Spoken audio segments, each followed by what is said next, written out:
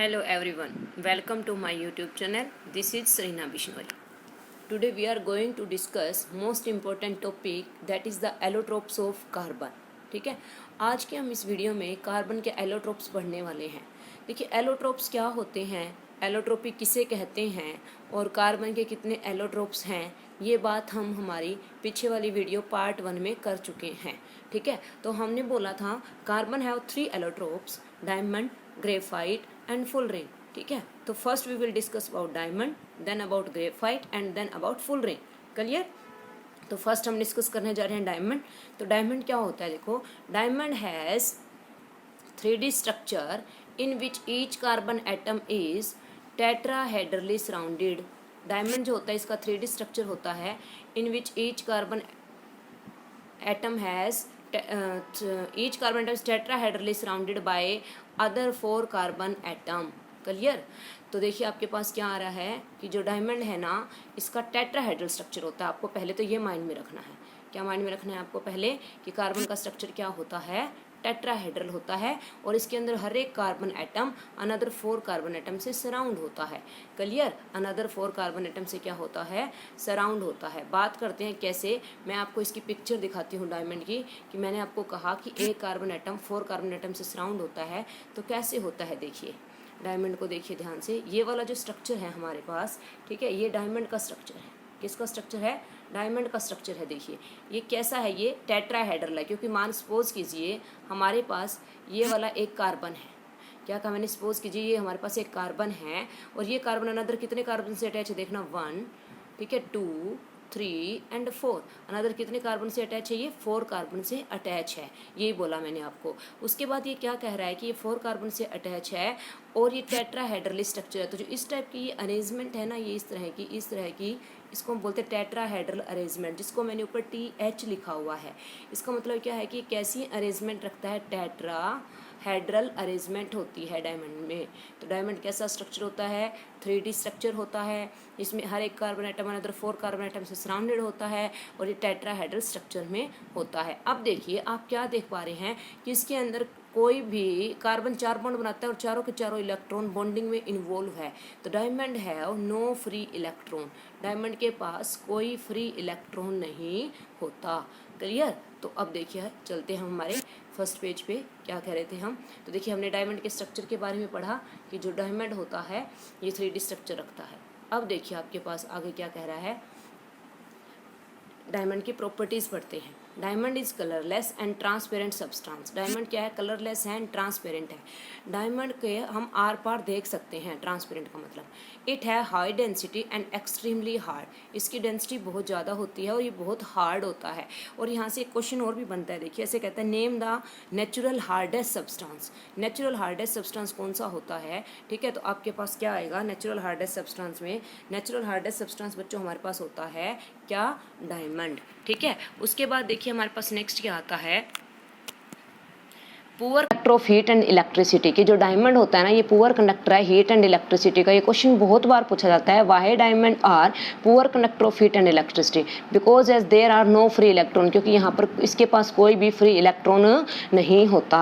ये मैंने आपको बताया पीछे स्ट्रक्चर में. उसके बाद देखिए नेक्स्ट पॉइंट क्या आता है, इट हैज़ हाई ब्रिलियंस. इसकी ब्रिलियंस बहुत ज़्यादा होती है. क्यों? Due to its high refractive index. क्योंकि इसका रिफ्रैक्टिव इंडेक्स बहुत ज़्यादा होता है.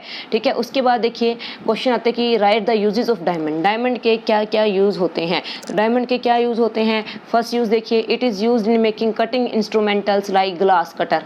ये कटिंग इंस्ट्रूमेंटल बनाने में काम आता है जैसे ग्लास कटर, क्योंकि ये बहुत ज़्यादा हार्ड है due to its extreme hardness. Clear? उसके बाद आता है ये शार्प एज डायमंड जो होता है वो डॉक्टर्स यूज़ करते हैं. शार्प एज डायमंड को कौन यूज़ करते हैं, डॉक्टर्स. किसके लिए, सर्जरी के लिए. और remove cataract from I.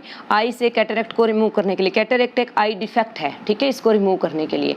Option उसके बाद देखिए हमारे पास थर्ड कहाँ यूज़ होता है, it is used in making jewellery. ये सब कोई जानता है कि डायमंड ज्वेलरी बनाने में यूज़ होता है. क्यों? Due to its high brilliance. तो ये थे डायमंड के यूज़. उसके बाद देखिए हमारे पास नेक्स्ट क्या आता है, ग्रेफाइट। नेक्स्ट एलोट्रोप हमारे पास कार्बन का कौन सा है, तो हमारे पास नेक्स्ट एलोट्रोप है जी ग्रेफाइट। चलो देखते हैं ग्रेफाइट क्या होता है। तो graphite is composed of 2D layers. Graphite 2D structure है, इसमें 2D लेयर होती है containing hexagonal ring of carbon atom. इसमें कार्बन एटम की क्या होती है, हेक्सागोनल रिंग होती है। चलो देखिए इसका स्ट्रक्चर देखते हैं हम कैसा होता है। तो चलो ग्रेफाइट के स्ट्रक्चर पर मूव करते हैं। ये है आपके पास स्ट्रक्चर ऑफ ग्रेफाइट। क्या है ये, स्ट्रक्चर ऑफ ग्रेफाइट। ये देखिए ये ग्रेफाइट का स्ट्रक्चर है आपके पास। इसके अंदर कैसी रिंग्स है, अगर आप ध्यान से देखें तो ये देखो ये 6 कार्बन की रिंग है, इसलिए इसको बोलते हैं ये हेक्सागोनल रिंग्स होती हैं, ठीक है। और अब आप क्या देख रहे हैं, ये हेक्सागोनल रिंग एक दूसरे से देखिए इस तरह से ये अटैच हो रखी हैं, ये लेयर्स अटैच हो रखी हैं।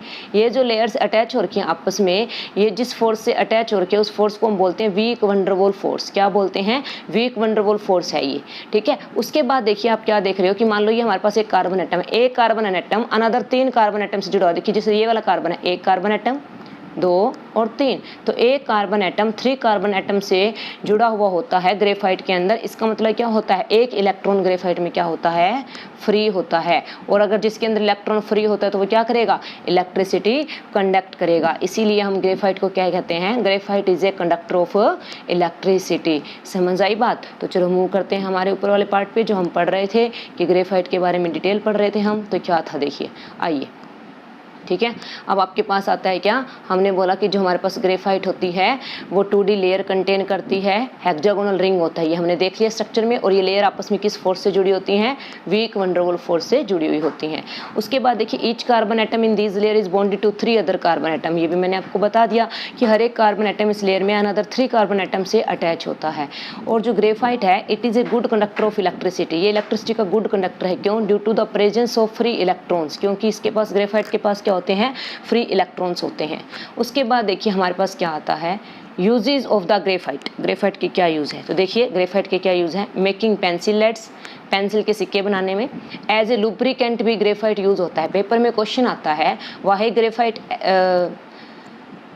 एक्ट एज ए लुब्रिकेंट, तो आंसर क्या आएगा, due to its slippery nature, इसके स्लिपरी नेचर की वजह से। उसके बाद आता है name the element that is used in dry cells for making electrode. उस एलिमेंट का नाम बताइए जो ड्राई सेल में इलेक्ट्रोड बनाने के लिए यूज होता है। तो आपके पास उसका क्या आंसर आता है बच्चों, ग्रेफाइट, ठीक है। क्यों ग्रेफाइट यूज होता है, due to its high electrical conductivity. इसकी इलेक्ट्रिकल कंडक्टिविटी क्या होती है, हाई होती है, ठीक है। तो ये हमारे पास था डायमंड और ग्रेफाइट। तो देखिए अगर हम डायमंड और ग्रेफाइट में डिफरेंस करना चाहें तो बोल रही हूँ क्या डिफरेंस हुआ डायमंड में और ग्रेफाइट में, ध्यान से सुनना बच्चों। डायमंड क्या होता है, 3D rigid structure, graphite is has layer structure, ठीक है। Diamond is hard, graphite is soft. Diamond has very high density, graphite has less density as compare to diamond, ठीक है। Diamond is a bad conductor of electricity, graphite is a good conductor of electricity. Diamond is extremely chemically unreactive, diamond reactive नहीं होता, ठीक है, but graphite is reactive. तो ये कुछ difference थे इनके बीच में। उसके बाद देखिए हम मूव करते हैं हमारे नेक्स्ट एलोट्रोप्स के ऊपर। और नेक्स्ट एलोट्रोप हमारे पास कौन सा है, हमारे पास नेक्स्ट एलोट्रोप है जी फुलरिन। कौन सा है, फुलरिन। तो देखिए फुलरिन किसको बोलते हैं हम, बेसिकली C60 को। फुलरिन के अंदर 60 कार्बन की रिंग होती है, किसको बोलते हैं, C60 को फुलरिन बोलते हैं। और ये सबसे पहले किसने, ये जो फुलरिन नाम है ये किसने दिया था, अमेरिकन आर्किटेक्ट थे एक, रॉबर्ट बकमिस्टर फुलरिन, उन्होंने दिया था। इसीलिए हम इसे फुलरिन कहते हैं, बकमिस्टर फुलरिन कहते हैं, ठीक है। बकमिस्टर फुलरिन किसके नाम पे पड़ा इनका नाम, American architect Robert Buckminster Fuller के नाम पर। इन्होंने ये कब दिया था, 1985 में दिया था। फुलरिन का क्या फॉर्मूला होता है, C60, इसमें 60 कार्बन की रिंग होती है। बकमिस्टर फुलरिन को हम बकी बॉल्स भी कह देते हैं। कहता है कि फुलरिन को बकी बॉल्स क्यों कहते हैं, क्योंकि ये सोसर बॉल लाइक स्ट्रक्चर होता है इसका, किसकी तरह होता है, सोसर बॉल लाइक स्ट्रक्चर। अब देखिए इसका स्ट्रक्चर दिखाती हूँ मैं, क्या होता है इसके स्ट्रक्चर में। फुलरिन के स्ट्रक्चर में 20 हेक्सागोनल रिंग्स होती हैं और 12 पेंटागोनल रिंग्स होती हैं। आपको ध्यान में रखना है 20 हेक्सागोनल रिंग होती हैं और 12 आपके पास क्या होती है, पेंटागोनल रिंग होती है। चलो बात करते हैं कैसे, देखिए इसका स्ट्रक्चर देखिए आप एक बार फुलरिन का। ये है जी फुलरिन का स्ट्रक्चर, ठीक है, ये रहा, इस तरह से है ये, ठीक है। और ये देखिए ये इसके साथ मिलता है, ठीक है, सोसर बॉल की तरह होता है ये। तो जो फुलरिन होता है ना उसमें हेक्सागोनल रिंग कितनी होती है, फुलरिन के अंदर 20 तो हेक्सागोनल रिंग होती है और 12 पेंटागोनल रिंग होती है, ये भी आपको माइंड में रखना है। अब देखिए क्या होता है, जो फुलरिन है इसके अंदर जो 20 हेक्सागोनल रिंग्स होती हैं वो किससे जुड़ी हुई होती हैं, वो हेक्सागोनल रिंग हेक्सागोनल से भी जुड़ी हुई हो सकती हैं और वो किससे जुड़ी हुई हो सकती है, पेंटागोनल से भी जुड़ी हुई हो सकती हैं। बट जो 12 पेंटागोनल रिंग है ना, वो सिर्फ किससे जुड़ी होंगी, हेक्सागोनल से ही जुड़ी हुई होंगी। अब देखिए उसके बाद हमारे पास क्या इंपॉर्टेंट पॉइंट आता है कि फुलरिन क्या है, कंडक्टर है या इंसुलेटर है। तो इसके अंदर हर एक carbon atom another 3 carbon atom से जुड़ा हुआ होता है और 4th इलेक्ट्रॉन जो होता है इसमें वो फ्री होता है, डीलोकलाइज होता है। इसलिए जो फुलरिन होता है ये क्या होता है, कंडक्टर होता है। क्या होता है, कंडक्टर होता है। इसके बाद देखिए मुझे एक क्वेश्चन और माइंड में आ रहा है, इंपॉर्टेंट क्वेश्चन, ठीक है, जो हम बात करते हैं उसके बारे में। वो इंपॉर्टेंट क्वेश्चन क्या है, देखिए हमारे पास कि अगर हम बात करें, मैंने आपको डायमंड की बात की थी, तो डायमंड का साइज हम किस में मेजर करते हैं, तो डायमंड का साइज हम मेजर करते हैं बच्चों कैरेट में। डायमंड का साइज हम किस में मेजर करते हैं, कैरेट में। And 1 carat is equal to 200 milligram, और 1 कैरेट कितने के इक्वल होता है, 200 मिलीग्राम के इक्वल होता है। क्लियर। अब देखिए हमारे पास एक फेमस डायमंड है जिसे हम कोहिनूर बोलते हैं। क्या बोलते हैं, कोहिनूर। आपने सुना भी होगा, एक कहा तो कहते हैं तू बड़ा कोहिनूर है, ठीक है। तो हमें क्या बोलते हैं, उसे कोहिनूर बोलते हैं। हमारे पास ओल्डेस्ट डायमंड है जिसका क्या नाम है बच्चों, कोहिनूर, ठीक है, उसे हम कोहिनूर कहते हैं। तो जो कोहिनूर है ये one of the oldest and the famous diamond in the world, ठीक है, वर्ल्ड में ओल्डेस्ट और फेमस डायमंड है, ठीक है। तो ये जी हमारा आज का वीडियो था, किसके बारे में, एलोट्रोप्स ऑफ कार्बन, जिसमें हमने क्या पढ़ा, डायमंड, ग्रेफाइट एंड फुलरिन पढ़ा, ठीक है। तो अगर आपको मेरी वीडियो अच्छी लगी हो, आपके लिए हेल्पफुल हो, तो मेरे चैनल को लाइक कीजिए, शेयर कीजिए, सब्सक्राइब कीजिए। Thank you so much.